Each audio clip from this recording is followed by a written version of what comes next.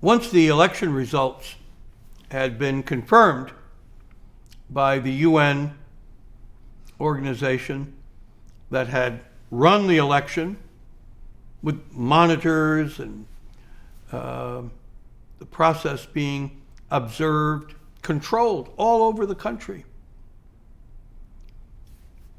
the Cambodian People's Party was so stunned by their second place finish that they were refusing to accept the results.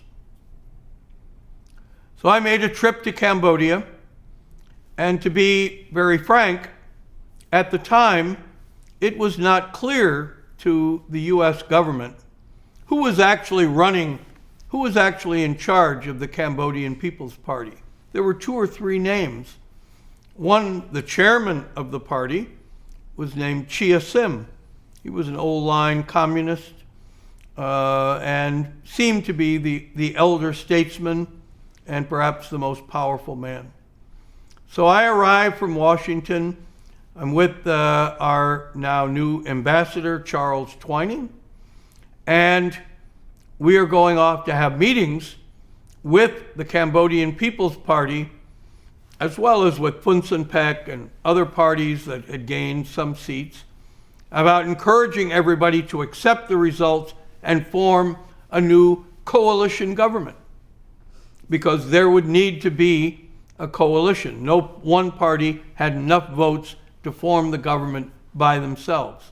It was actually the genius of the mechanism that we had created, that it would force all the Cambodians to work together. So in going through these discussions, first with Chia Sim, and I'm making all the points about why the Cambodian People's Party should accept the results. And finally, he just says to me, "You have to talk to Hun Sen." And all of a sudden, it's absolutely clear, for the first time, who's really calling the shots within the Cambodian People's Party. And so I get a meeting with Hun Sen. Hun Sen was a fighter, somebody who had lost an eye on the battlefield, who had been married and then separated from his wife, believed that she was dead, threatened by the Khmer Rouge, had fled into Vietnam to escape being killed and executed by the Khmer Rouge, and had been identified by the North Vietnamese as somebody who could be a leader in the Cambodian People's Party opposing the Khmer Rouge. And so, with this North Vietnamese troops had come in, they had put Hun Sen in positions of power, and he now was clearly the most powerful man within the Cambodian People's Party. So I sit down across from him, and he's explaining to me why the Cambodian People's Party just cannot accept these election results, where they have finished second to Prince Raniriddh and FUNCINPEC. And he's telling me there were these problems and reports of these irregularities. And so I said to him in a very calm way, very privately, just a couple of us there, I said, you have 2 choices.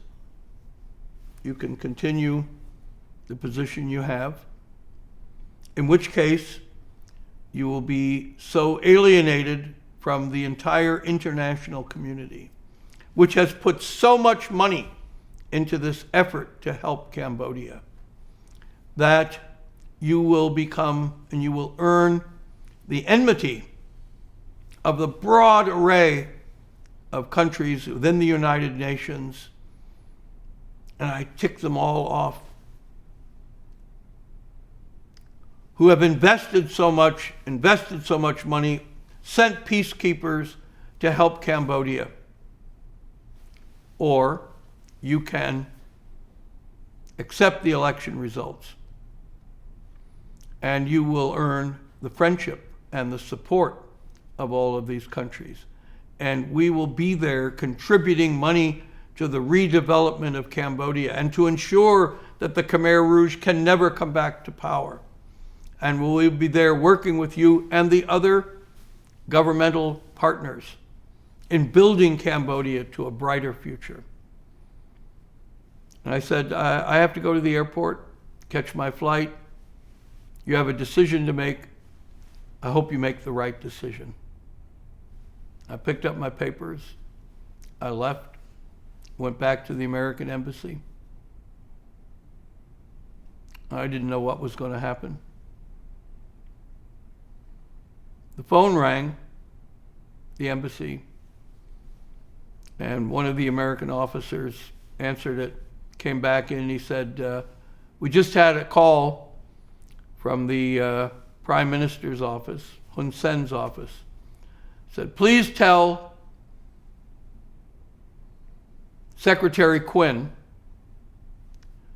that at noon, which is going to be in a few minutes, the Cambodian People's Party will announce that it is accepting the results of the UN election and will be working to form a new government.